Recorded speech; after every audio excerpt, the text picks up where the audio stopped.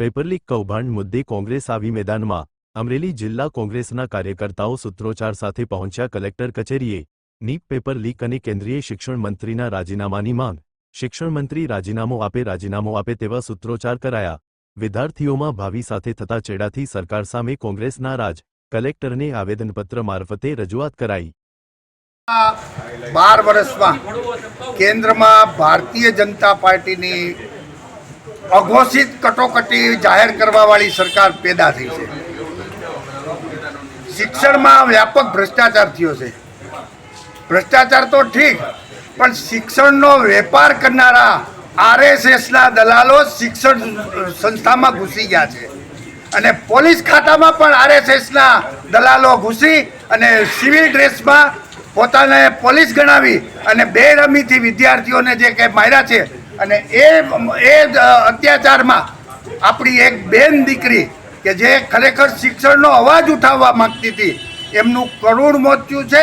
એમને અમારા સંસ્થા વતી, અમારી પાર્ટી વતી અને અમે સમગ્ર અમરેલી જનતાની વતી અમે શ્રદ્ધાંજલિ આપું છું। ઈશ્વર કોઈને આવા દિવસો ન દેખાડે, પણ લોકશાહીમાં જ્યારે એને શહીદી મળી છે ત્યારે એ શહીદ કરનાર દીકરીને અમે સૌ નમન કરીએ છીએ।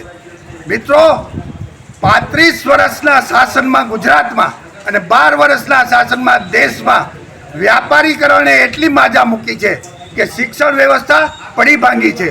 શિક્ષણનો અવાજ જ્યારે વિદ્યાર્થી પોતે રજૂ કરવા જાય ત્યારે આ દમનકારી સરકાર એના મોઢા દબાવવા અને એમનું ખૂન કરવા પણ તત્પર થઈ ગઈ છે, જે શરમજનક બાબત છે। માનનીય રાષ્ટ્રપતિશ્રીને અમે આજે આ આવેદનપત્ર આપી વિનંતી કરીએ છીએ કે રાષ્ટ્રપતિશ્રી, જે સરકાર સત્તામાં છે એને જ્યારે સમગ્ર દેશમાં અમારી પાર્ટી સામે આંદોલન કરવું પડે, શા અમારો ગુનો? અમે શું કર્યું છે એવી 35 વર્ષમાં કે 12 વર્ષમાં કેન્દ્રમાં કે અમારી સામે એને આંદોલન કરવું પડે? પોતાની નાકામી છુપાવવા માટે નત નવા નાટકો કરી આ દેશને ગુમરાહ કરી યુવાનોને બેકાર રાખવાનો ધંધો જે એને શરૂ કર્યો છે એ શરમજનક બાબત છે।